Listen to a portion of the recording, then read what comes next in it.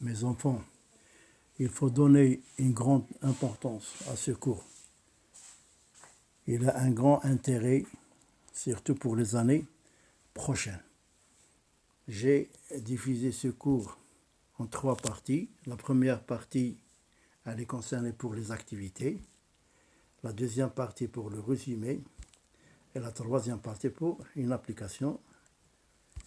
Maintenant, pour l'activité, toujours, on va commencer par une situation déclenchante.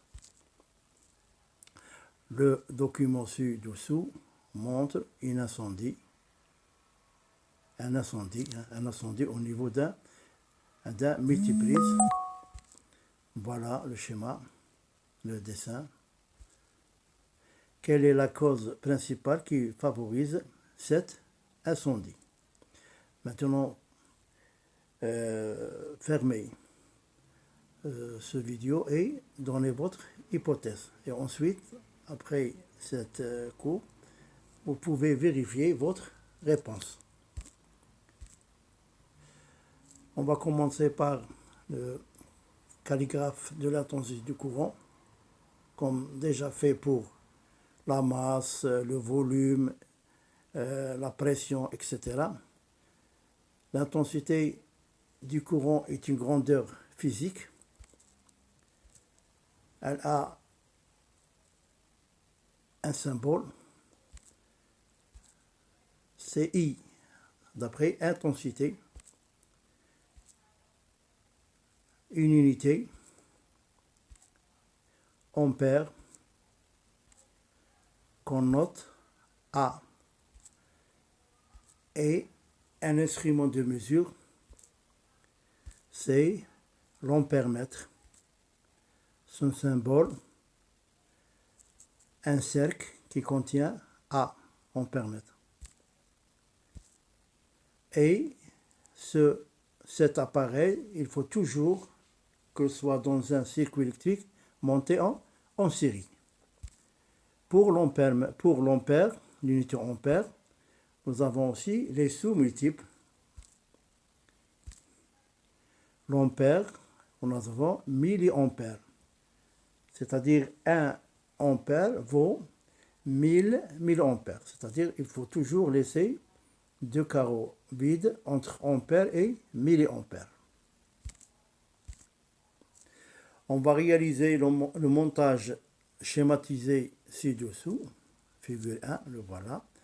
Comme vous constatez ici, vous avez un ampère-mètre qui est entre les bornes, un des bornes de la pile et un des bornes d'une lampe. Maintenant, on change la position de l'ampère-mètre, figure numéro 2, voilà. Maintenant, la position de l'ampère-mètre, elle est entre la lampe et l'interrupteur. Voilà. Le résultat, nous avons ici 0,38 ampères. C'est l'intensité affichée par l'ampère-mètre. Si on change la position de cet ampère-mètre, toujours, il indique la même intensité, 0,38 ampères. On a étudié la variation de l'intensité dans un circuit en série et on a constaté que cette intensité est invariable. Maintenant, on va l'étudier dans un circuit en dérivation. Le voilà. Pourquoi on dit c'est un circuit en dérivation? Parce que nous avons ici des nœuds. Voilà le premier nœud qui est en vert et le deuxième nœud qui est en vert. C'est-à-dire ici nous avons deux boucles. Nous avons ici deux boucles. Maintenant on va schématiser ce montage. On va commencer par la pile. Le premier fil, le premier ampère-mètre. Maintenant, deuxième fil, le symbole de la lampe, un autre fil, on a ajouté un autre fil là-bas. Et maintenant, l'ampère-mètre A1, et un autre fil. Maintenant, on va constituer la deuxième boucle. Voilà le symbole d'un conducteur ohmique et on va ajouter l'ampèremètre numéro 3. Voilà le schéma. Voilà le schéma avec les intensités. Maintenant, on va ajouter à ce schéma le sens de l'intensité, le sens du courant. On a dit dans le cours qu'en dehors de la pile, le courant circule du pôle positif vers le pôle négatif. Voilà pour I, et voilà pour I1, et voilà pour I2. Là, on constate que I1, c'est le courant qui entre à un nœud. I1, c'est le courant qui sort de ce nœud. I2, c'est un courant qui sort de ce nœud encore. I est égal à 0,56 ampères. I1 est égal à 0,29 ampères. Et I2 est égal à 0,27 ampères. Maintenant, la loi d'Ehn, c'est-à-dire la deuxième partie, c'est la partie de résumé. Grand 1, l'intensité du courant électrique. Premièrement, notion de l'intensité électrique. L'intensité du courant électrique est une grandeur physique, on la note I. Pour mesurer l'intensité du courant, on utilise un ampèremètre. On monte l'ampèremètre toujours en série dans un circuit électrique. L'unité de l'intensité est l'ampère, symbole A. Les multiples et les sous-multiples de l'intensité. Nous avons ici kiloampère, K, ampère A, milliampère, milli-A, et microampère. Maintenant, par exemple, nous voulons convertir 1 kilo ampère en ampère. On met 1 ici et on ajoute des zéros jusqu'à ampère, c'est-à-dire vaut 1000.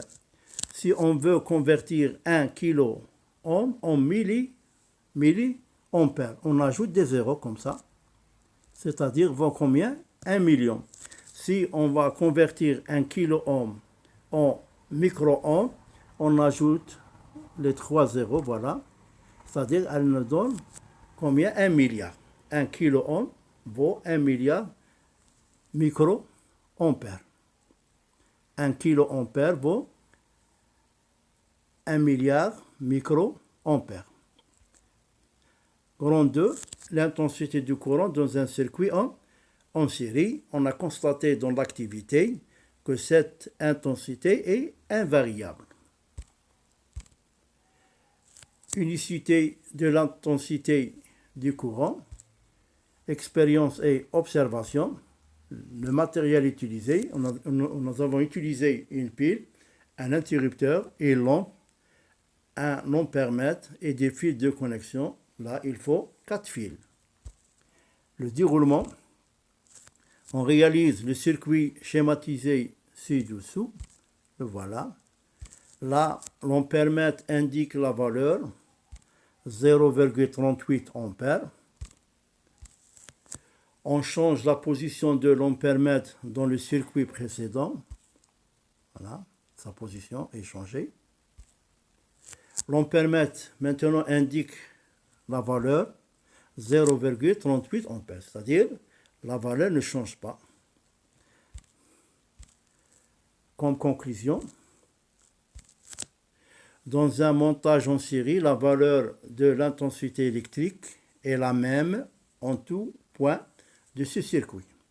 La remarque,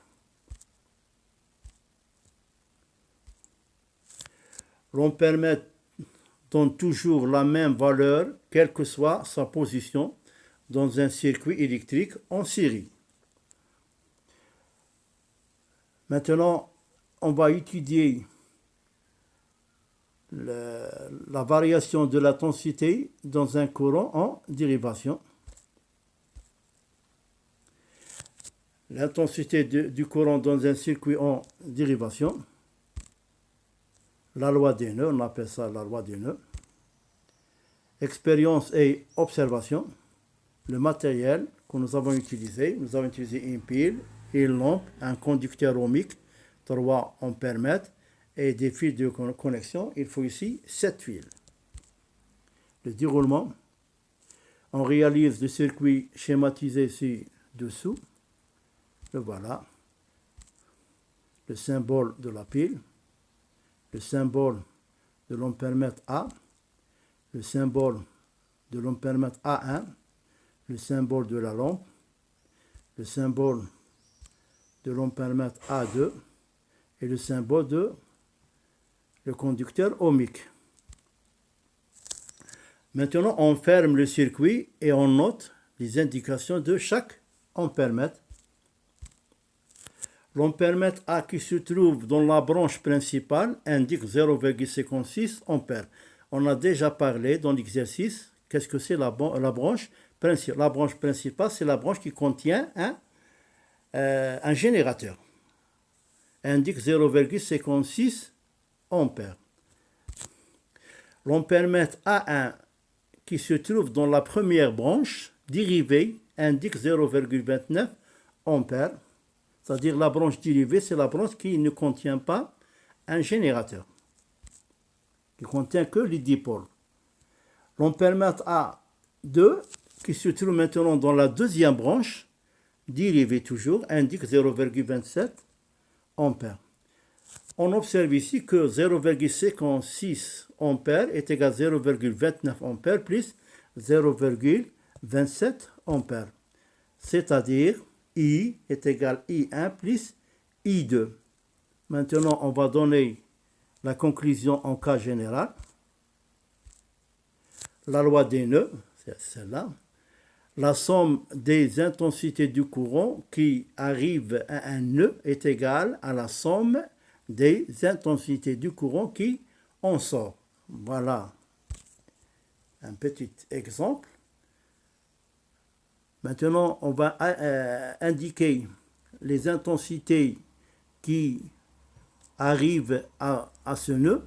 Nous avons I1, I2, I3 et I5 et I7. On met égal. Maintenant, on va donner les intensités maintenant qui sortent de ce nœud. C'est I4, I6 et I8. La troisième application maintenant, c'est l'application de la troisième partie. Maintenant, voilà, on va écrire les valeurs qui se trouvent dans le cercle ou dans l'ovale, dans chaque case qui convient. On prend maintenant le premier schéma. Nous avons ici I1, ici I2, ici I3. Et n'oubliez pas dans le texte que les lampes sont identiques. Et identiques ici, c'est-à-dire même résistance. Si même résistance, c'est-à-dire dans la première lampe circule le même courant que dans la deuxième, c'est-à-dire la même valeur. I2 est égal à I3. I2 c'est 100 mA. Combien vaut I3? C'est 1000 mA. Et là, nous avons ici un nœud, c'est-à-dire l'intensité se divise. I1 vaut combien? Vaut 200. 100 mA plus 100 mA, elle vaut 200. Voilà 200. 200, on met là 200 et on met ici 100. Maintenant, pour la deuxième schéma, pour le deuxième schéma, là nous avons deux branches dérivées. Regardez ici, nous avons une seule lampe ici deux lampes, c'est-à-dire la résistance ici, elle est plus grande que celle de la première branche. C'est-à-dire, si la résistance est plus grande, c'est-à-dire l'intensité du courant va diminuer. C'est-à-dire ça, c'est elle qui vaut 150. 150. I5 vaut 200. I4 c'est la somme. La somme c'est celle-là. 0,45 ampères vaut 450 milliampères. Et voilà la correction. Voilà. I1 200 milliampères, I2 100 milliampères, I3 100 milliampères, I4 0,45 ampères, c'est-à-dire 450 ampères qui vaut I5 300 et I6 150. Et j'ai ajouté ce jeu indicatif, le voilà. Voilà. Voilà. Voilà. Voilà. Et bien, au revoir et merci pour la prochaine vidéo et au revoir.